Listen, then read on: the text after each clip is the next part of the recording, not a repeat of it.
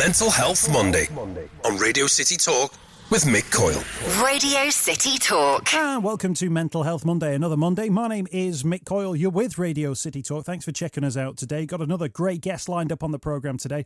Many people have been in contact this week talking about events that they're involved in and things like that. We'll be doing that as part of Mental Health Extra with Jake Mills tomorrow, just after 2 o'clock as well. And if you subscribe to the podcast, that will automatically appear in your podcast feed as well. If you want to talk about mental health, then this is the place to do it. We do it every Monday here on Radio City Talk. Drop me your emails and tell me your own stories if you want to be involved. mick@radiocity.co.uk. That's mick@radiocity.co.uk. There is a brilliant community of mental health advisors, therapists, people who are just getting wise to the idea that you can now talk about mental health. They're all out there, and we're hoping to be a real hub for that here on Mental Health Monday. It's what we've been doing for the last 18 months or so, what we will continue to do. And I think we'll prove that with our next guest who joins us on the programme now. Dave Cottrell is with us. Dave, it's great to see you. Thank you for your time. Thank you very much for having me. You have your own mental health podcast. I do. It's called Master the Mind, Master Anything. Excellent stuff. Just tell us a little bit about yourself. What do you do? What's your day job? Well, I've got I basically run two businesses. One of them's called CoFit Personal Training, which is a personal training business, and the other one is Mindset by Dave, which is a mindset coaching business. Essentially, I'm a health coach, but I'm someone who doesn't want to focus just on the physical aspect of health, but also the mental aspect of it too. It's an interesting combination, that, isn't it? Because traditionally people, if they think, I want to get myself fit, I want to get myself healthy, naturally they think about the physical side of things. But actually you're of a mindset, literally, whereby you consider both together. Yeah, absolutely. I mean, it sort of happened, I would almost say by chance. Like my own backstory, I used to be 23 stone. I went down to 14 stone, but I also was diagnosed with type 2 bipolar disorder when I was 14. And I found that by looking after my own physical health, my mental health was never in a better place. And then once I actually became a coach and was working, I started off in the coaching capacity of just doing the physical health because I wanted to help other people on the same journey as me. But then once I found that I had that external accountability and I had people to look after, that was actually the biggest and most important boost for my own mental health that I've ever faced. Thanks for coming on the programme today, Dave. We're going to hear about your own personal story. Can I ask you about when you now see clients, I guess you call them clients now, who come to see you and they talk to you about physical changes that they want to see? Yeah. Do you, because of your own experience, then think, well, what are those mental health changes that you might want to make as well? Do you try and include that in regard to what people ask of you and ask of themselves when they're signing up? Yeah, I mean, one of the biggest questions I like to ask a client is what does this mean to you? What does the actual weight loss or the muscle gain, what outside of the obvious does this mean to you, or will this give you? And that usually gives me a bit of an insight into the person and what is truly driving them, because it's actually very rare that just weight loss or just muscle gain is the real issue.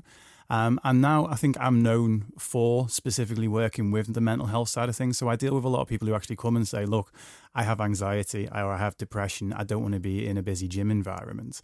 And I know that you're the guy for this. So it's like that I'll actually start, and from that first almost interaction, know that, okay, we're going to be working on a slightly different pace here than we would if we were, say, just jumping straight into a gym and just like hitting it hard kind of thing. And with that in mind as well, do you have to sort of carefully select clients, or do you have to give like clients a full briefing, or do they come to you naturally because they know you offer a more holistic approach, if you like? I think it's mostly the latter. It's mostly that they come to me because of it, and a lot of the times they're quite upfront with that. So as a result, for my clients, the hardest step isn't the stuff we do in the gym; it's that first step. I've got one of my clients who recently said to me that she sat on an email to me for 18 months before sending it, because she was just really she was extremely anxious and couldn't, face the idea of it. She'd had a bad experience with another PT who had literally told her to man up and get on with it. A female PT that had said that as well.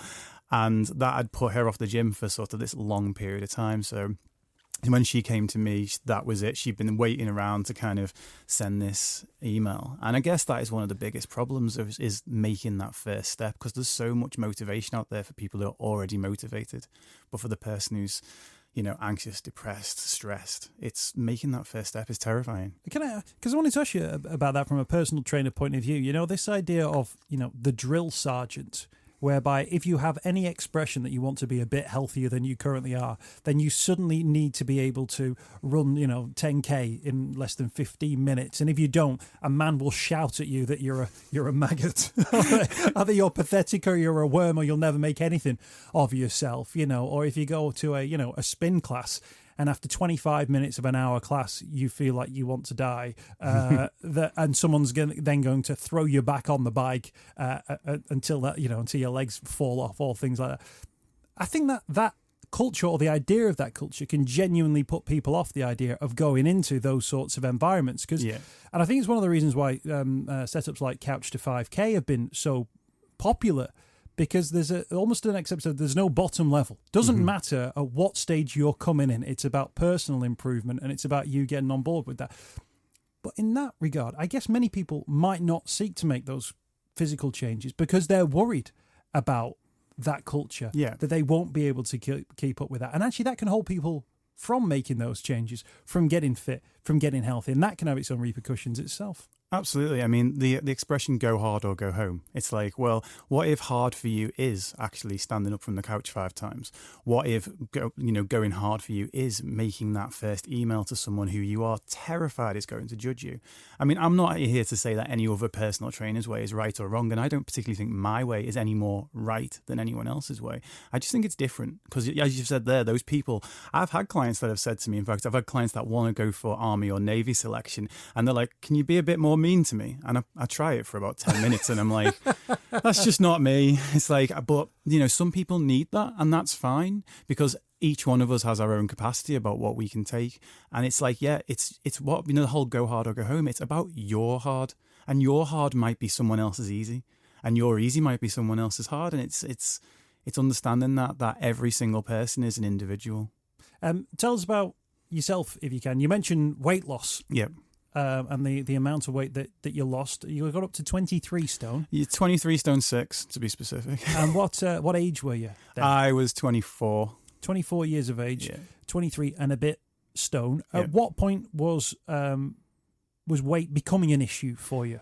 The thing is, I'd like to say that it was this big, inspiring rock bottom story, and it just wasn't. Like, I'm 6'2", 6'3" in the right pair of shoes, and that means I kind of hold my weight reasonably well, even when I was 23 stone. I never really thought of myself as fat. I mean, I had extremely low self-esteem, but I didn't go around feeling like depressed about being fat. I had my other reasons to be depressed, and it was just a point where it was actually at a New Year party, and I always use sort of the whole comedy approach as your suit of armor. So I'd make jokes about it. I had a T-shirt that said "Fat people are harder to kidnap." It's like I owned my fatness.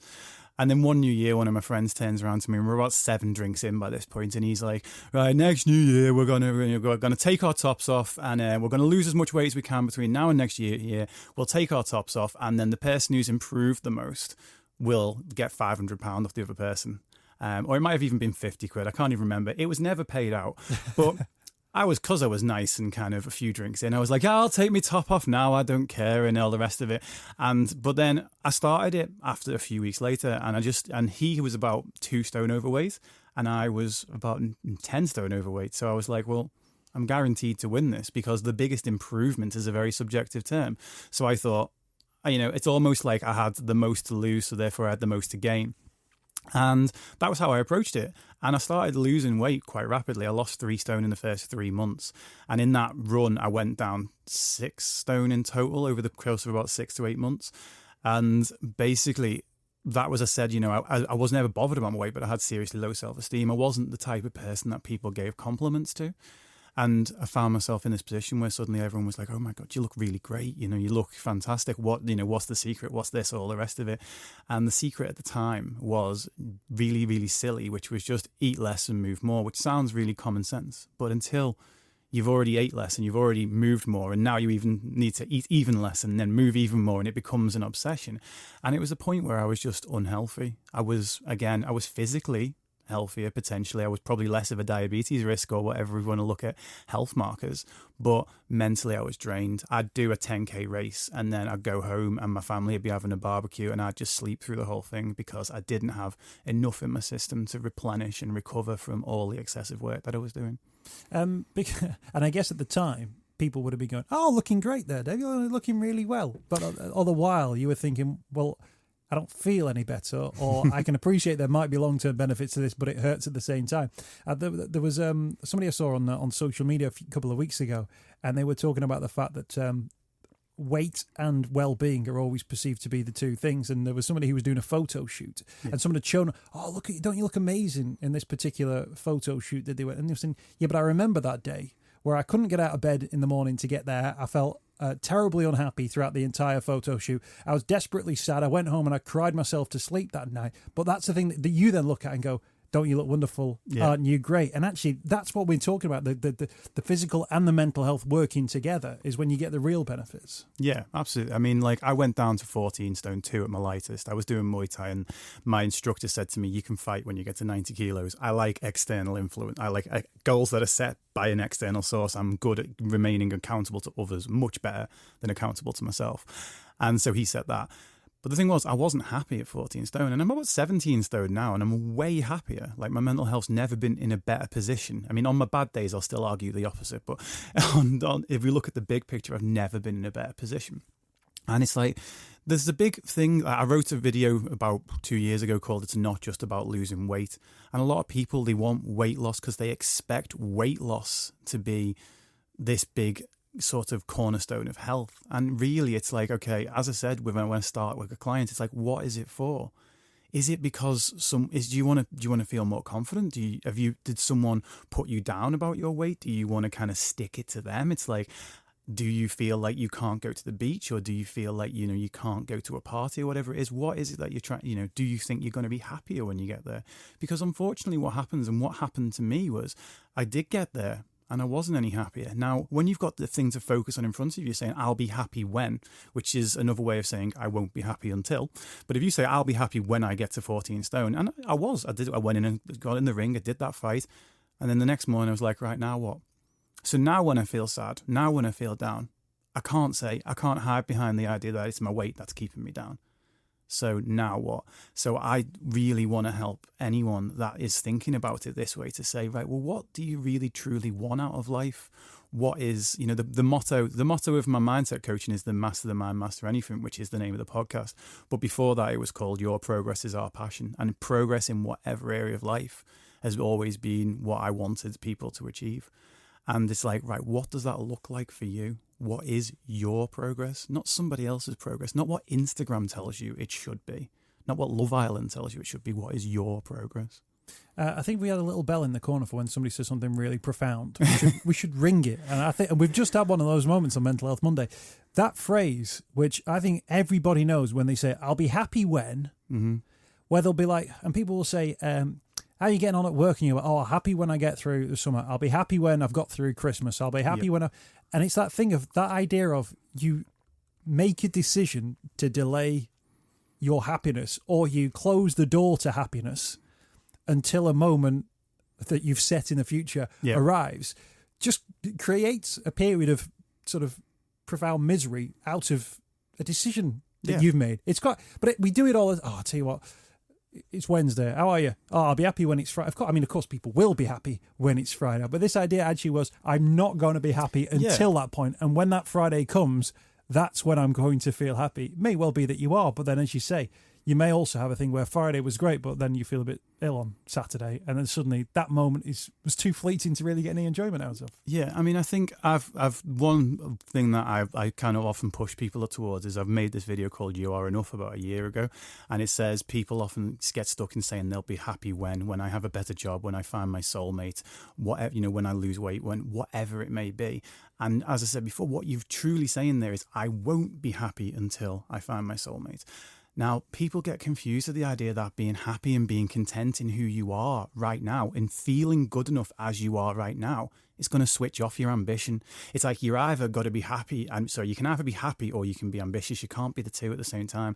And it's utter nonsense. It's like, I find the people that are most driven and achieve the most are the ones that actually get up in the morning and feel good about themselves. They're happy where they are now. They know they might be somewhere better at the end of the day. And then they go to bed satisfied because they're like, yeah, okay, I might still not be where I want to be, but today I made progress towards that. It was as good as it could be right now. And whereas in the other type of person, it'd be like, it gets to the end of the day and go, oh, that was rubbish. It's like walking up to a child when it's trying to learn to walk and sweeping its legs out from underneath it and saying, what are you doing that for? Don't bother doing that until you can get across the whole room. It's like when we put ourselves down, we slow our progress. Being happy in who you are and what you're doing and what you're working towards is actually not contradictory to ambition. Dave Cottrell is with us on Mental Health Monday. He's a personal trainer in mind and body, as we've been hearing on the programme as well. He's got his own podcast as well running through Podbean. It's called Master the Mind, Master Anything. He's on Instagram as CotFitPT. I think that's right, isn't CoFit, C-O-F-I-T. Oh, I've got an extra T in there. CoFit PT and Facebook as well, Dave Cottrell, Cottrell, C-O-T-T-R-E-L-L. Yes. I've got that spelling right. And again, the tagline, Master the Mind, Master Anything. We will continue our conversations next here on Mental Health Monday on Radio City Talk. Mental Health Monday On Radio City Talk. with Mick Coyle. Tackling the stigma. Radio City Talk. My name's Mick. We've got Dave Cottrell in the studio for Mental Health Monday this week. CoFit PT on Instagram. He's on Facebook as well. And his tagline, Master the Mind, Master Anything, is also part of his podcast that he runs as well, where you can find out more about the work that he does. Can I ask you about bipolar, Dave? It's something that you touched on in regard to your own sort of personal issues that you've had as well. How does that bipolar affect you on a day-to-day basis? It's more of a, well, it's not really a day-to-day thing, I guess. It's a bit of a roller coaster with unpredictable highs and lows. It's not like a set track like an existing roller coaster. Nowadays, it affects me. It's kind of alternating periods of very high and very low. I'm very grateful to have what's called type 2 bipolar disorder, which means that it's less severe and therefore, as a result, a little bit easier to function. I mean, that might be a subjective term, but what that means is that I have periods, used to be extended periods of low, and it used to be very, very short transient periods of high. Now, in a period of low would be, I'd be curled up on the couch in a depression, unable to move, very low energy, not able to look after my kids, not able to go to work, none of that stuff. And then a period of high would be, people would ask me if I was on drugs when in the middle of the day. And it's like, thinking, well, whatever he's had, how much caffeine have you had, all this kind of thing. And nowadays, I had a belief at the time when it was happening that I always used to say, I'm always like this when it was in the lows. And then when it was in the highs, I'd be like, oh, well, this is just going to come crashing down sooner or later. And in my head, and the way I related to it at the time was almost treating the lows like they were these interminable things that stretched out forever, and the highs as if these were the very transient things that basically didn't even really exist. And I didn't realize whilst in that that's completely contradictory. It's like if you have a condition where there are ups and downs, there are ups and downs. And it was only when I went through a mental health service through my doctor's surgery, where I was dealing with a primary care practitioner who taught me mindfulness and taught me the expression, this too shall pass. And that actually sums it up perfectly, is like the fact that, yes, if you're feeling and you're in the depression, this too shall pass. It does. And if you're in the manic hyper stage, this too shall pass. And it's learning to kind of work with those two things. Nowadays, as long as I keep working with my momentum, as long as I look after my own self-care, which is a huge thing, there's a lot less time spent in the lows. And my work itself can actually trigger quite a lot of the highs. It's like I find, especially the mindset work, when I work with a client for an hour and they are changed by the end of that hour, it's like it's such a buzz. It's like it almost sends me up towards that sort of more manic period. And now it's actually strange for me because I'm having to manage the mania more than the depression, when it was completely the other way around. It's interesting that, because it's almost as if what you're saying there is that the environment sort of plays into one or the other, almost as if you've got an element of not control over it, but actually a sense of what might lead you to those highs or those lows. A sense of not control over it, but a sense that there is an element to it which you might be able to put yourself in control of. Yeah. I mean, there's a huge argument of whether whether a mental illness is a chemical or a biological thing that we can't do anything about, or whether it's something that's completely in our control. And the argument misses the kind of general point that it's probably both. My personal experience is it's a bit of both. There are definitely things I can do that contribute towards the bad mood or contribute towards a good mood. Now, don't get me wrong, there are certain days that no matter what I do, I still end up there. And certain techniques, like say, for example, a technique that might work on a good day, it might get me feeling 10% better, 15% better.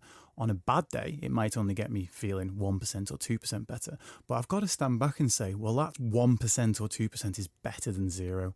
And sometimes it's like, okay, yeah, I'm going to keep on working with gratitude or affirmations or visualization, or even just writing my thoughts down and reframing them and looking at them from a different point of view. And it might not work to the same level as when I'm feeling okay, but it will do something. And that is worth it. That is kind of, you've got to get your head around the fact that that is actually worth doing, even though it'll be probably feel completely exhausting at the time. You're on a sort of a mission in 2018 to change change a life every day? Positively impact one life per day for free. And is this in regard to, you talk about that idea that the reaction that you get yourself to being able to help other people gives you that sense of high that may only come with the pluses or the high points from bipolar. So actually you're trying to do something for free, and you're getting it out there through social media and email and all sorts to make a positive impact on people's lives. You've done hundreds already this year. I think it's close to it's close to I'm going into the last 100 now. I think I've done 265 or thereabouts. I've not updated the list in about 2 weeks. And we are the start of August as we speak right now. Yes. So you're on track. I'm a little bit ahead of schedule, but I'm about to have a holiday. So sounds like you deserve a holiday if you're changing people's lives every single day of the year. So give us an example of the sort of things that you've been doing. Oh, you see, this is the thing. It ranges in a lot of places. A sort of smaller, easier example was a client who'd recently had a baby. I took some food round for her, because I knew that she was exhausted and she would find it difficult to cook for herself, and she wanted desperately to stay.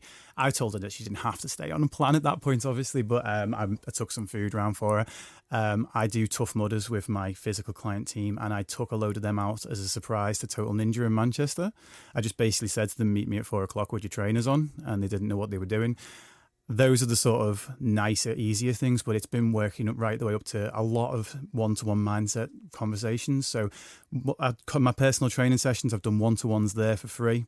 I've done one-to-ones on mindset for free. And the heaviest things I guess I've worked with there is I've worked with 5 male potential suicides this year. Sorry, that's one of the harder things for me to talk about. And I've worked with quite a number of sexual assault cases, helping people to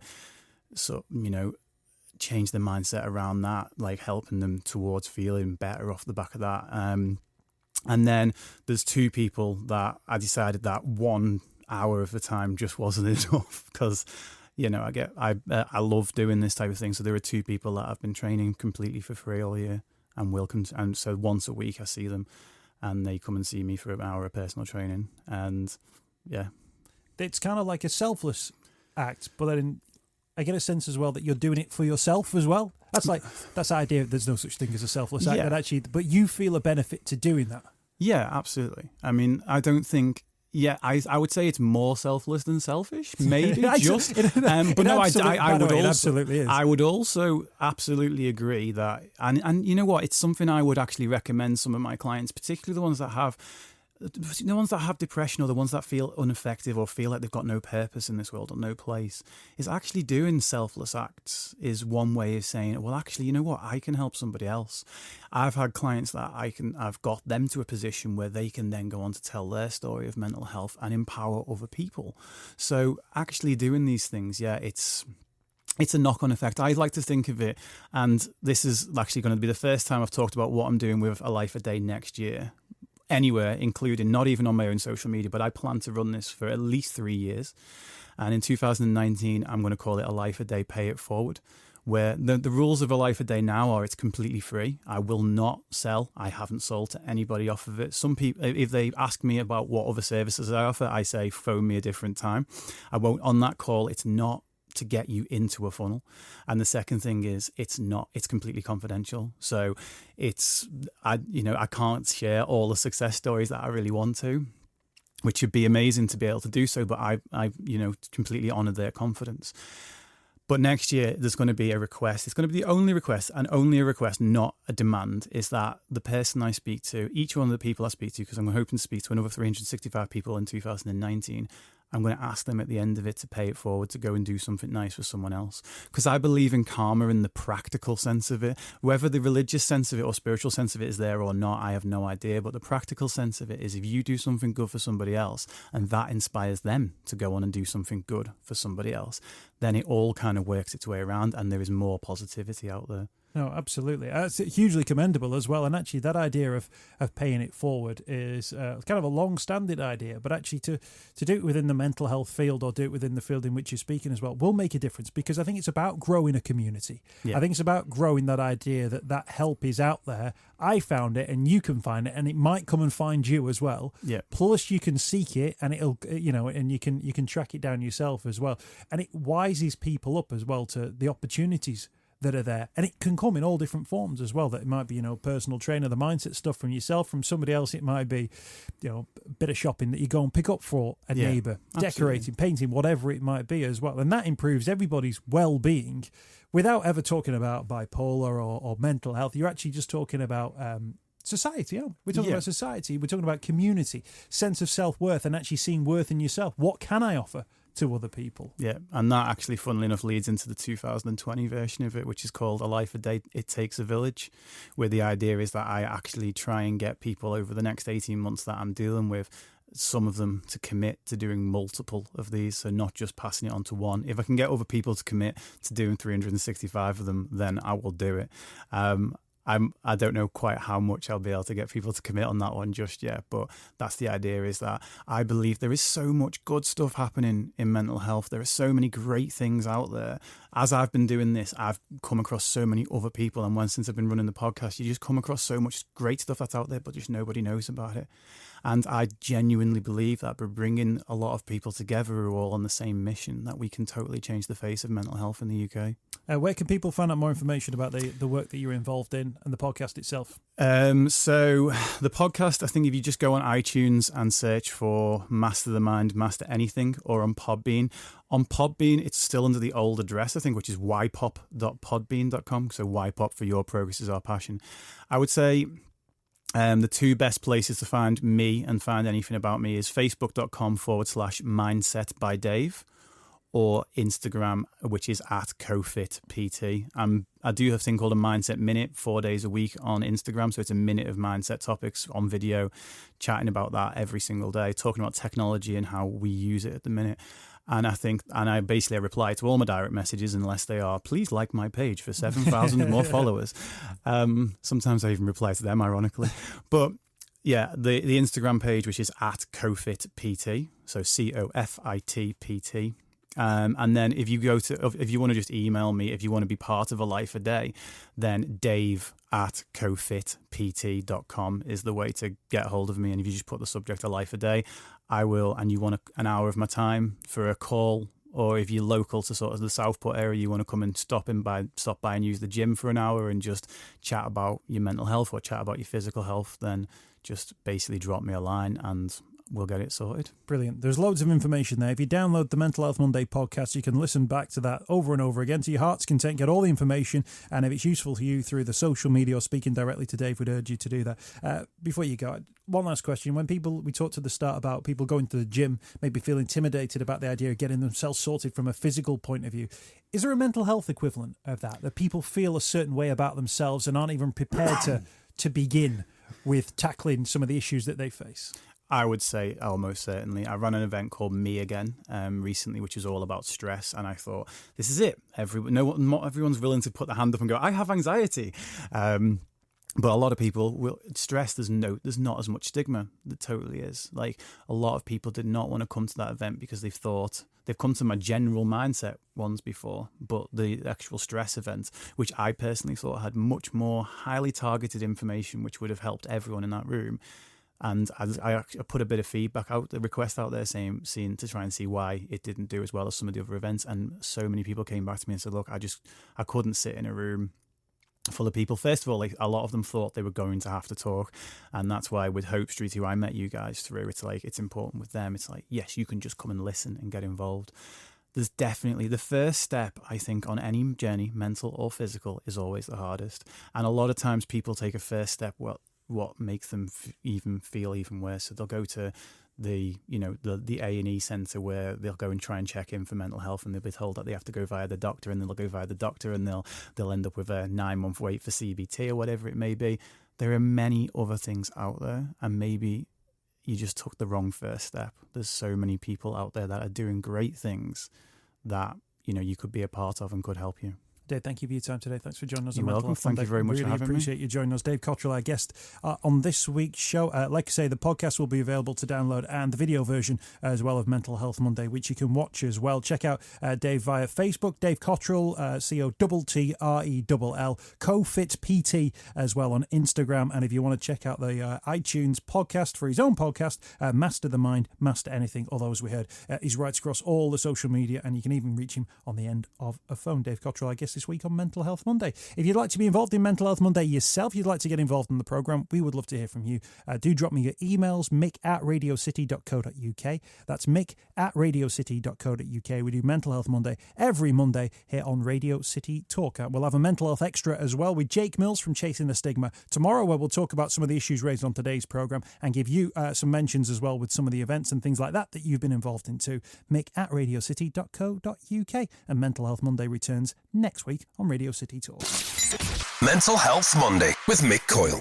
Radio City Talk. And here comes a little bit of an extra just for you podcast listeners on Radio City Talk's Mental Health Monday podcast. George Green is the name of a footballer who burst onto the scene as a young man at Everton Football Club. But within a few years, people were wondering why his career hadn't taken off in the way that people had predicted. Well, it turns out George had an incredible story to tell from a mental health point of view. It involved any number of different issues, including addiction. George shared his story with Matt Jones on Radio City Talk, and it's a really interesting one, and maybe one which we should always bear in mind when thinking about how we treat our professional sports stars. George's story from Radio City Talk. I've been in rehab when I was 18-year-old through Everton. They put me down to the North London Priory, and that was for cocaine. I then came out and struggled again with that, and went into another one in Southend when I was 20 years old. And coming out of that one, it really opened my eyes to know that I have got a problem, and I accepted that, and I've started to do work from it and build a life around recovery. And at the moment, I'm doing very well, and I'm really happy with my life. How do you fall into that as an 18-year-old? It's difficult. I think it's the people you hang around with massively. What path you're willing to take? Are you willing to, in my opinion, or what I've been through, do you want to be a footballer or do you not want to be a footballer? At the time, I really didn't know what I wanted, so I went in and out of drugs and alcohol, and that was the path I chose. And I'm glad that I've seen the light now at 22 years old, rather than coming over 10 years down the line, and my life was pretty much over. So, yeah, that's how it goes from there. Is it a big problem in football from what you've seen, do you think?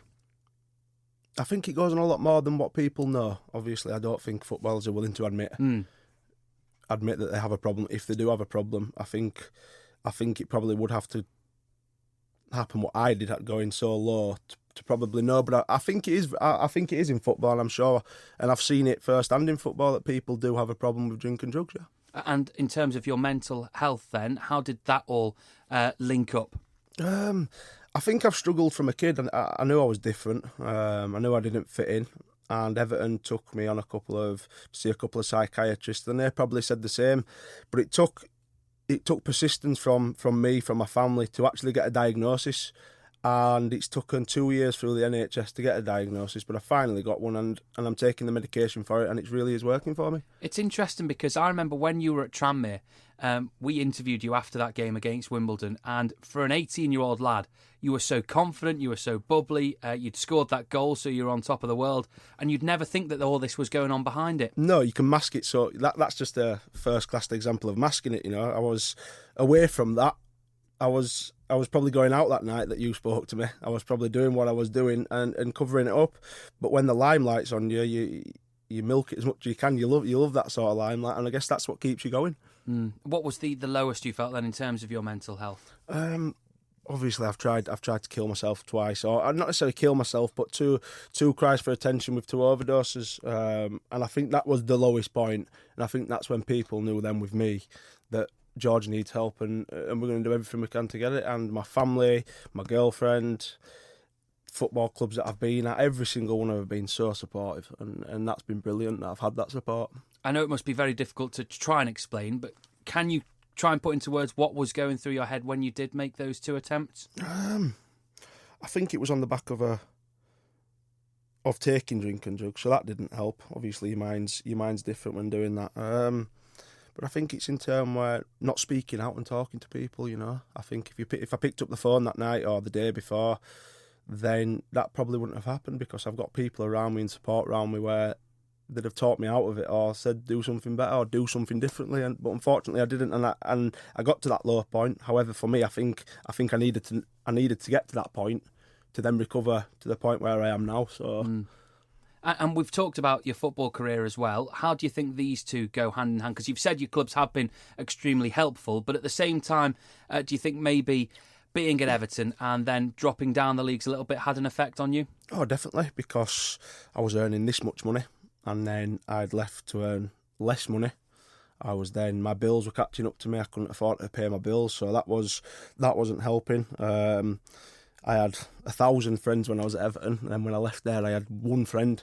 So in terms of support and stuff like that, I didn't have any when I left. When I was leaving when I wasn't at football, I mean, from my home life, I didn't have as much support. So that was difficult. Yeah, it's amazing, isn't it, how you can be at the top of the world as such with all those friends, and then when you need them most, they're not there for you. Yeah, and I think I've learned massively. I don't really have a friend. My best friend is my partner Charlie, and we confide in everything in each other, because that's all I need in my life right now is my partner, my close family, and my 2 children. So yeah. Well, it's great to see you looking so well, so happy with such a great family as well. Over the last year, how much have things improved for you? Oh, massively. It's hard to explain how it's improved without nobody who knows me personally to know how much I've changed. I can put so much on social media, like I have done with 2 pictures that I put on as a pinned tweet, and I think that proves how far I actually have come. But without seeing me personally, that's difficult for me to say. But my family see a massive change, my partner sees a massive change. I'm starting to become more trustworthy, and I reap the benefits. I get to spend quality time with my family, with my daughter, and that's priceless. Nothing can compare to that for me. If you head to George's Twitter, @George_Green10, do have a look at these 2 photos, because the one that you've put on from when you signed for Chester compared to the one from 2 years earlier when you were at Ossett, you look about 15 years younger now. Yeah, and I look as rough as anything, But I think that goes to prove the work that I've put into how far I've come, that it is possible, and people who are at that low stage, if you don't expect results instantly. It is work. You've got to put the graft in. But I'm sure if you do that, then you will reap the benefits from it. Absolutely. And just finally then, you're with Chester now, and it's great to see you looking so well. It's great to see you back in England. What are the aspirations for the future for you as a footballer? I signed for Chester because I know the manager. That's the be-all and end-all, and it's a platform for me to go and work on. Obviously, my aim in football is to play as high as possible. Some people might not like this, but to earn as much as possible, as it's only a short career.